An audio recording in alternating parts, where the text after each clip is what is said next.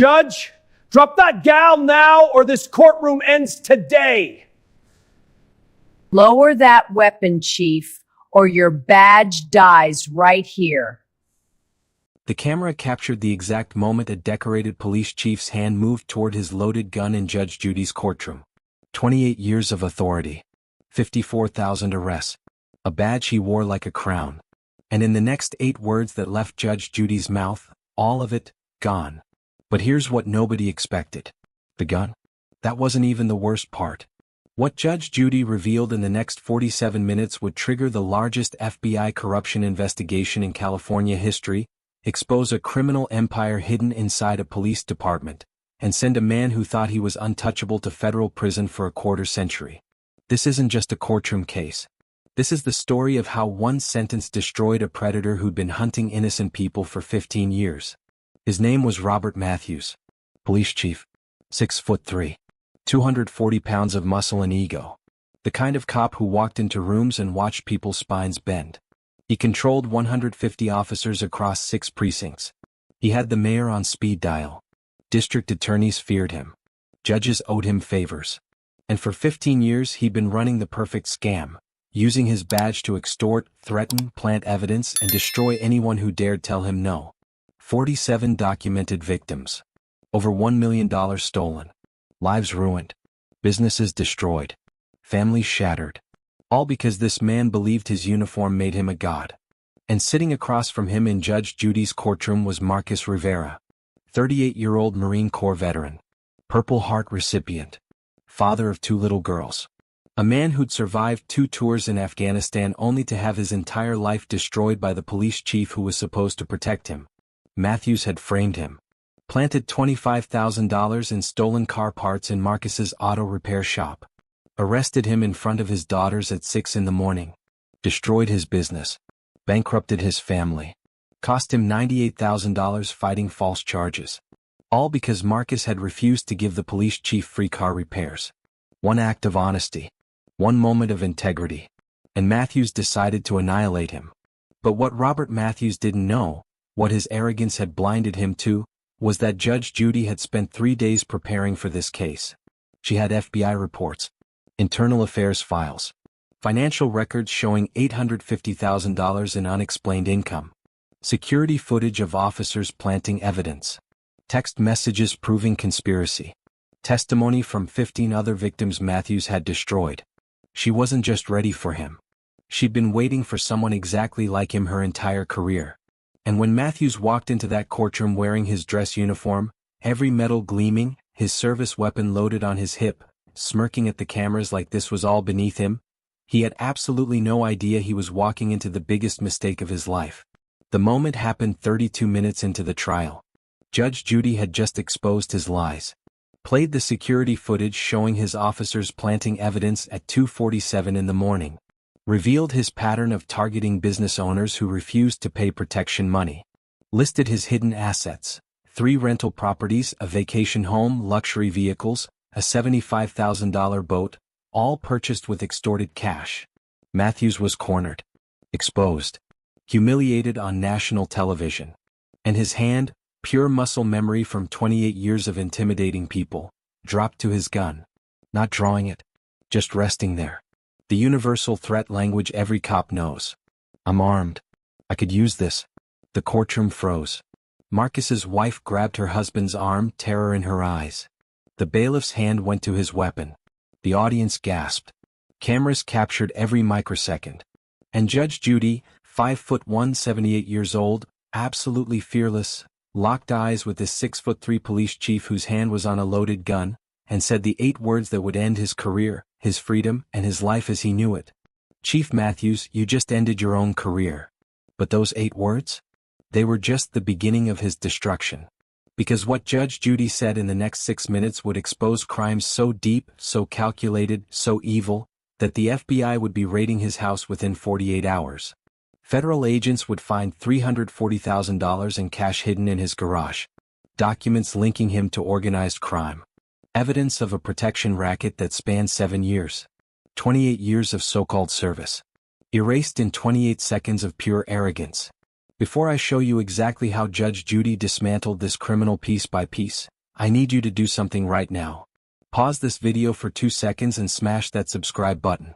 Because what you're about to witness, the complete destruction of a corrupt police chief who thought he was untouchable, is the most satisfying justice you'll see all year. And if you've ever dealt with corrupt authority, if you've ever been told you can't fight back against power, this story will restore your faith that truth always wins. Hit subscribe now. You'll thank me when you see what happens next. Now let me take you back to where this nightmare began. 14 months before that courtroom. A sunny Tuesday afternoon in Riverside County, California. Marcus Rivera's auto repair shop. The day a decorated police chief walked through the door and expected the world to bow. It was 3:45 p.m. when Chief Robert Matthews pulled up in his personal vehicle, a black Cadillac Escalade with custom rims. He didn't make an appointment. Didn't call ahead. Just parked in the customer zone and walked into Rivera Auto Services like he owned the place. Marcus was under a Honda Accord, finishing an oil change for Mrs. Chin, the elderly woman who'd been a customer for 6 years.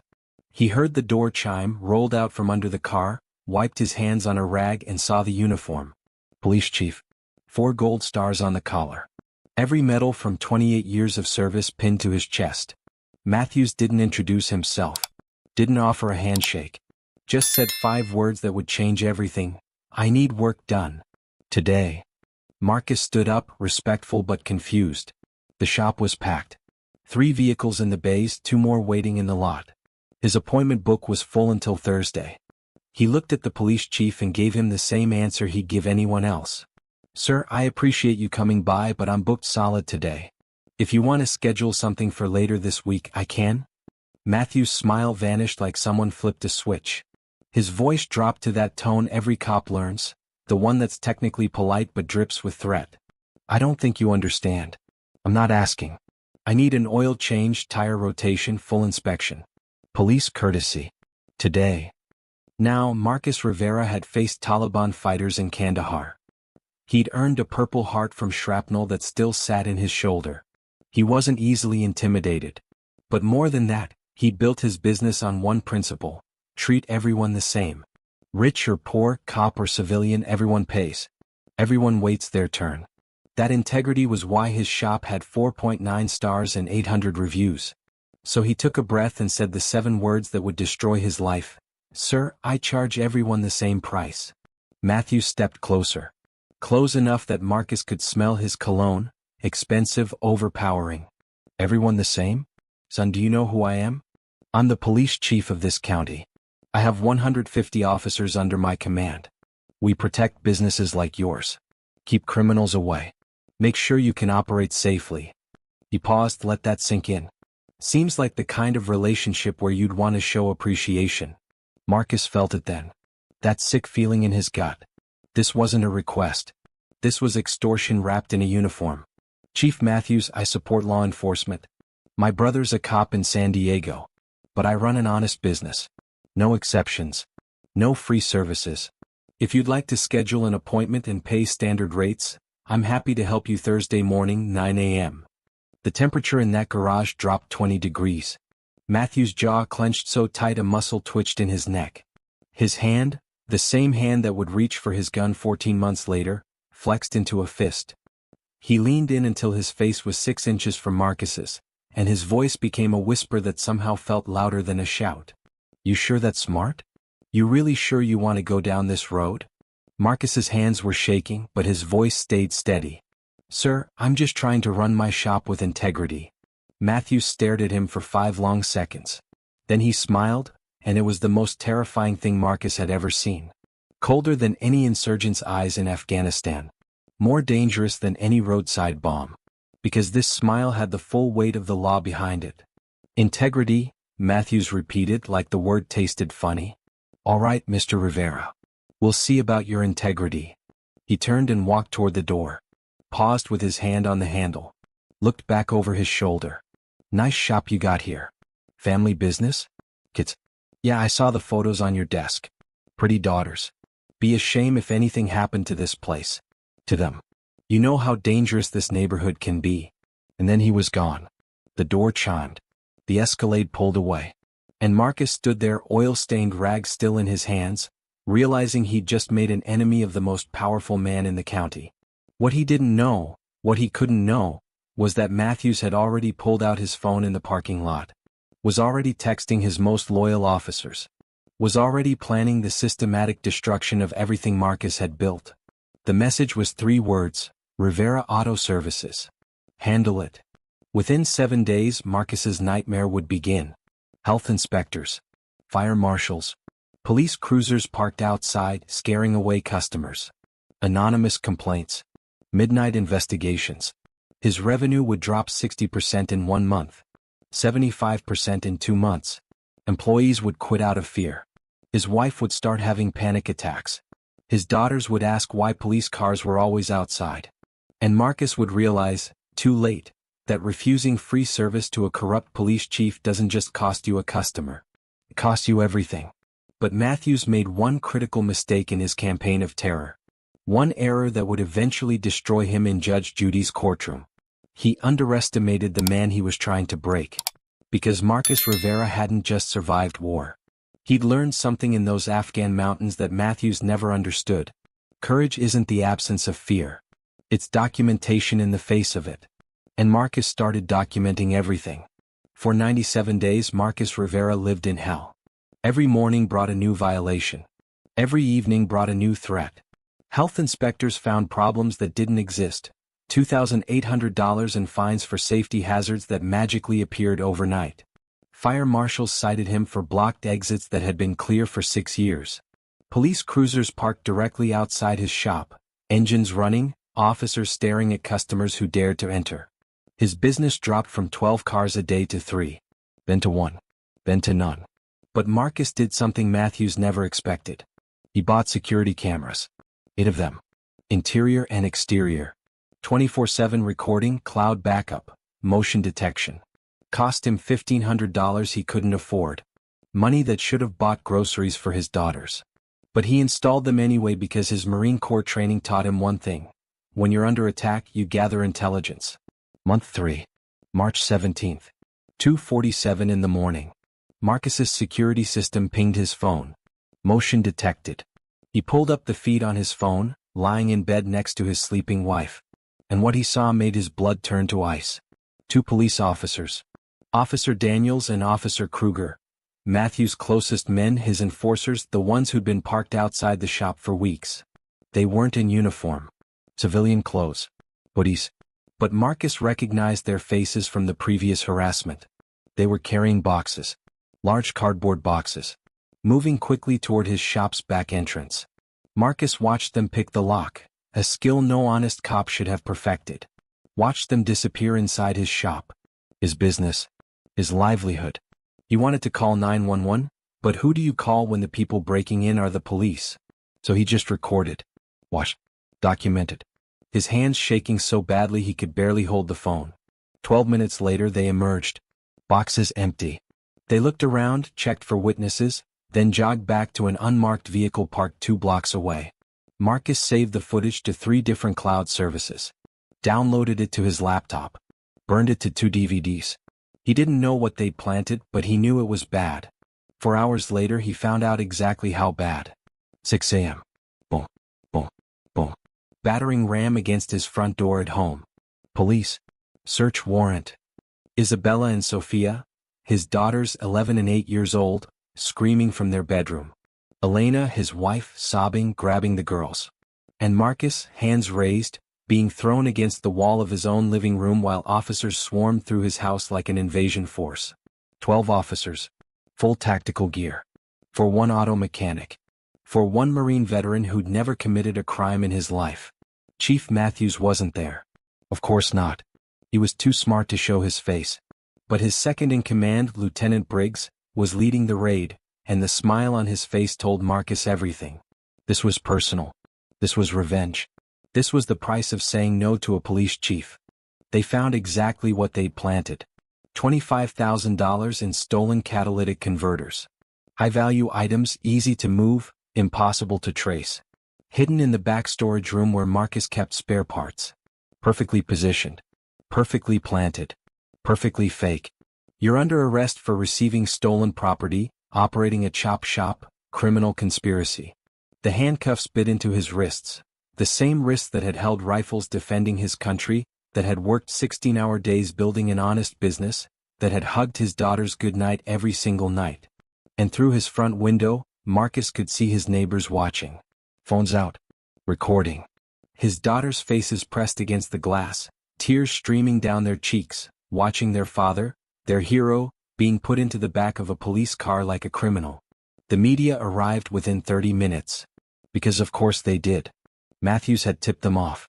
Decorated police chief busts veteran's theft ring. The headlines wrote themselves. Marcus's face, unshaven, exhausted, terrified, plastered across every news channel. His shop, his reputation, his life, destroyed before he even got to a courtroom. Bail was set at $100,000. He had to mortgage his house. The house where his daughters had their first steps.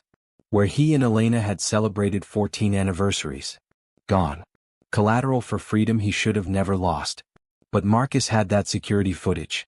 And 8 months later, a young public defender named Jessica Torres, 29 years old, fresh out of law school, too idealistic to be scared of a police chief, noticed something strange. She'd been assigned 3 cases in 6 months. All small business owners. All arrested by Matthews' unit.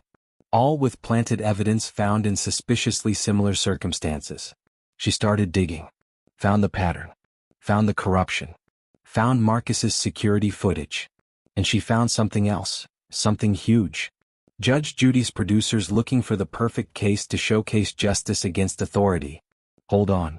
Before I show you what happened when Matthews walked into Judge Judy's courtroom, I need you to hit that like button right now.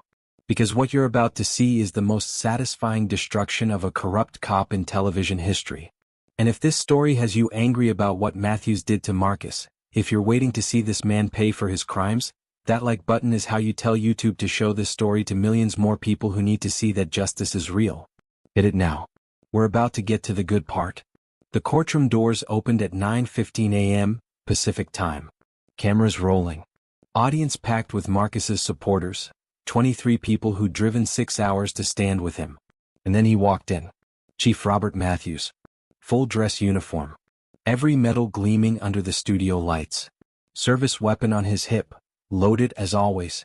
Striding to the defendant's table like he was walking onto a stage built for him. He looked at Marcus once. Just once.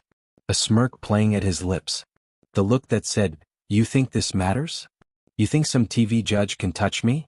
What he didn't see was Judge Judy watching him from the bench. Her eyes narrowed. Her jaw set.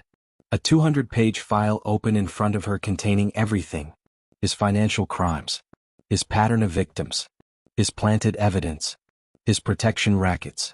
The FBI investigation he didn't know existed. She'd been waiting 25 years for someone exactly like Robert Matthews. And she was about to END him. Judge Judy didn't waste time with pleasantries. She looked at Matthews, then at Marcus, and her first words cut through the courtroom like a scalpel through flesh. "Mr. Rivera, you're suing Chief Matthews for $250,000 claiming false arrest, planted evidence, and destruction of your business. You say he framed you because you refused to give him free car repairs. Chief Matthews, you say this man ran a chop shop and deserved to be arrested. Let's see who's telling the truth." Matthews leaned back in his chair, completely relaxed. That casual arrogance of a man who'd lied successfully for 15 years. "Your Honor, with all due respect, I've been in law enforcement 28 years. I've made over 54,000 arrests. This is just another criminal who got caught and wants to blame the police." Judge Judy's eyebrow raised exactly 1 millimeter. Anyone who'd watched her show knew what that meant. "Chief Matthews, I didn't ask about your career statistics. I asked about this case. Did you or did you not visit Mr. Rivera's shop 14 months ago requesting free services?" "I may have stopped by. I visit a lot of businesses in my community." "That's not what I asked. Did you request free car repairs?" Matthews shifted in his seat. First crack in the armor. "Your Honor, police officers often receive courtesy discounts from local businesses. It's a community relationship thing. Nothing illegal about." "Answer the question. Yes or no." The silence stretched for 3 seconds. The courtroom held its breath. "Yes. I asked for courtesy service." He refused. Judge Judy nodded slowly. And 7 days later, his shop was visited by health inspectors, fire marshals, and had police cruisers parked outside daily. Coincidence? Your Honor, if his business had violations. His business had 0 violations for 6 years. Perfect inspection record. Until he refused you. She pulled out a folder. I have the inspection reports right here. The violations cited? Wall paint color. Slightly uneven floor gradient. A fire extinguisher mounted 2 inches lower than regulation. Violations so minor that the inspector, your golfing buddy Thomas Brennan, admitted under oath they're never enforced unless someone complains. Who complained? Chief Matthews. Matthews' jaw clenched. I don't recall. You don't recall. Let's talk about what happened at 2:47 a.m. on March 17th. Judge Judy nodded to the bailiff. A screen descended from the ceiling. And there it was. Crystal clear security footage. Time stamp. March 17th, 2:47 a.m. 2 men in hoodies. Picking the lock of Rivera Auto Services. Entering with boxes. Emerging 12 minutes later, boxes empty. The courtroom gasped. Matthew's face drained of color. Mr. Rivera, can you identify these men? Marcus stood, voice shaking but clear. Yes, Your Honor. Officer Michael Daniels and Officer Frank Kruger. Chief Matthews' personal unit. Matthews shot to his feet. That video is fake. Edited. You can manipulate anything with computers these days. Deepfakes, CGI. This is a setup. Sit down, Chief Matthews. No. This is fraud. You're letting a criminal present doctored evidence in your courtroom. Judge Judy's voice dropped to that dangerous whisper that meant someone was about to be destroyed. The video was authenticated by 3 independent forensic experts. The metadata matches cell tower pings from both officers' phones. GPS from their patrol vehicle places them at this exact location at this exact time. Unless you're suggesting a conspiracy involving multiple experts, phone companies, and GPS satellites. Matthew's hands were shaking now. Your Honor, even if my officers made an error in judgment, mistakes happen in police work, it doesn't mean. Error in judgment? Let's talk about errors. Judge Judy opened another folder. Thicker. At least 200 pages. Deshaun Williams. 2019. Cocaine planted in his car. Lost his barber shop. 18 months in prison. Rosa Martinez. 2020. Fake health violations after she reported officer harassment. Restaurant closed. 40,000 in debt. Should I continue? I have 15 victims here. All business owners. All refused to pay you protection money. All destroyed by planted evidence or fraudulent violations. Matthew's face turned crimson. Veins bulged in his neck. This is a witch hunt. You brought these people here to ambush me. This isn't about his case. This is a goddamn setup. Watch your language in my courtroom. I don't take orders from TV judges. He stepped forward, invading the space between defendant table and bench. You have no authority here. You're not a real judge. You're a performer. The bailiff moved forward, hand near his weapon. Sir, step back. And that's when it happened. Matthew's hand, pure instinct, 28 years of muscle memory, dropped to his service weapon. Not drawing it. Just resting there. Fingers on the grip. The universal cop threat. I'm armed. I could use this. Back off. The courtroom froze. Time stopped. Marcus's wife grabbed her husband's arm, terror flooding her eyes. The bailiff's hand went to his gun. Cameras zoomed in, capturing every microsecond of this career-ending moment. Judge Judy didn't move. Didn't blink. Didn't flinch. She locked eyes with this 6'3" police chief whose hand was on a loaded weapon, and her voice cut through the silence like a guillotine blade. Chief Matthews, remove your hand from that weapon. Now. Matthews looked down at his own hand like it had betrayed him. Reality crashed in. National television. Cameras recording. His hand on his gun. In a courtroom. Threatening a judge. 28 years of intimidation tactics. One catastrophic mistake. He raised both hands slowly, stepped back, face pale as death. Judge Judy stood, leaned forward, and delivered the sentence that would become the most replayed courtroom moment in history. Chief Matthews, just ended your own career. Matthews' knees buckled. He grabbed the table for support. Those 8 words crashed over him like a tidal wave. His entire world, Badge, pension, power, freedom, crumbling in real time. The gun gesture would be on every news channel within hours. The FBI would use it as evidence. His own department would have no choice but to terminate him. One gesture. 8 words. Career over. But Judge Judy wasn't finished. Not even close. Bailiff, call the FBI. Yes, Chief Matthews, I know about the federal investigation. 18 months of wiretaps, financial surveillance, witness cooperation. Your officers are wearing wires. Your closest allies have immunity deals. And that gun gesture? You just committed felony assault on a federal official. Because this courtroom, she gestured around, operates under federal jurisdiction due to interstate broadcast. Matthews collapsed into his chair, head in hands, shoulders shaking. 28 years, Chief Matthews. And you threw it all away because you couldn't handle accountability. Now let me tell you what's going to happen next. Judge Judy picked up her gavel but didn't strike it yet. She wanted Matthews to feel every word of what was coming. Mr. Rivera, I'm awarding you the full $250,000 you requested for false arrest, destruction of your business, and malicious prosecution. But we're not done. She opened the massive file in front of her. I'm adding $100,000 in punitive damages for the calculated, deliberate nature of this harassment.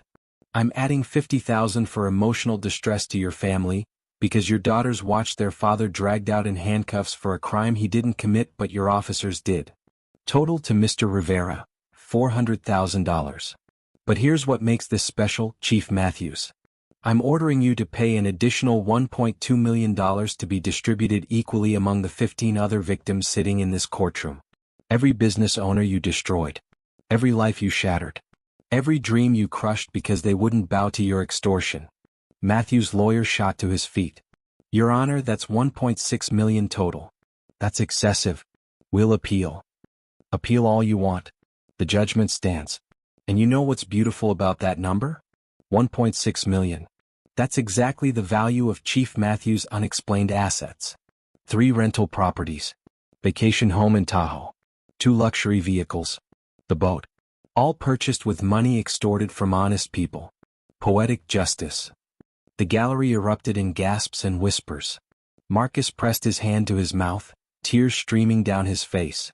His wife Elena sobbed into his shoulder. Judge Judy wasn't finished. Chief Matthews, I'm also ordering this footage, particularly your weapon gesture, sent immediately to the FBI field office, the Department of Justice, your mayor, the state attorney general, and every news outlet in California. You threatened a federal official with a deadly weapon on camera. That's a federal felony carrying up to 20 years. Matthews tried to speak, but only a broken sound came out. You wore that badge like a costume. You carried that gun like a license to terrorize. You betrayed every honest officer who serves with integrity. And now, you'll be remembered not for 28 years of service, but for 28 seconds of arrogance that destroyed everything. She turned to Marcus and her entire demeanor softened. Mr. Rivera, you served your country with honor in Afghanistan. You ran your business with integrity when corruption would have been easier. You stood up to a man who'd been terrorizing your community for 15 years. That takes courage most people don't have. Marcus stood, barely able to speak through tears. Thank you, Your Honor. You saved my life. My family's life. No, Mr. Rivera. You saved your own life by documenting everything. Those security cameras? That's what convicted him. Truth needs evidence. You provided both. Judge Judy turned back to Matthews, slumped in his chair, a broken shell of the arrogant man who'd strutted in 90 minutes ago. Get out of my courtroom. You're done. The gavel struck. Bang. Final. Absolute. Over. Within 1 hour, the clip hit 2 million views. Within 6 hours, 20 million. By day's end, 50 million people across every platform had watched Chief Robert Matthews' hand move toward his gun and Judge Judy end his career with 8 words. The hashtags exploded. Hashtag police chief down. Hashtag Judge Judy justice. Hashtag Matthews destroyed. News outlets ran it as breaking news. Late-night hosts replayed it. Legal analysts called it the most devastating courtroom moment in television history. 48 hours later, FBI agents raided Matthews' home. Found $340,000 cash hidden in his garage. Documents linking him to organized crime. Evidence of protection rackets spanning 7 years across 47 victims. He was arrested in his own driveway. No uniform this time. Just handcuffs and a perp walk for the cameras he'd once controlled. Federal charges, 34 counts. Racketeering. Extortion. Evidence tampering. Conspiracy. Assault on a federal official. Trial lasted 3 weeks. Every victim testified. His own officers testified against him for immunity deals. The jury deliberated 90 minutes. Guilty. All 34 counts. Sentencing, 25 years federal prison. No parole. He'd be 77 years old before eligibility for release. Marcus Rivera's life transformed in the opposite direction. GoFundMe raised $380,000. He rebuilt his shop bigger and better. Hired back every employee plus 5 more. Expanded to 3 bays. His business is now the highest-rated auto shop in Riverside County. His daughters wrote school essays about their father's courage. Elena framed the newspaper headline, "Veteran Defeats Corrupt Police Chief." They bought their first house, no longer renting, owning. The 15 other victims each received $80,000. Every single business reopened or started fresh. A support network formed. Legal advocacy organization created. State laws changed because of their testimony. If this story restored your faith that no one is above the law, that cameras don't lie, and that truth always wins, I need you to do 3 things right now. First, smash that like button so hard your thumb goes through your screen. Second, hit subscribe and turn on all notifications because we're bringing you more stories where entitled people learn consequences are real. Third, share this video with everyone who needs to see what happens when arrogance meets accountability. Comment "Justice served" if you think Matthews got exactly what he deserved. Tell me, should corrupt cops face longer sentences? I want to hear your thoughts. Remember this: badges don't grant immunity. Uniforms don't excuse corruption. And threatening Judge Judy?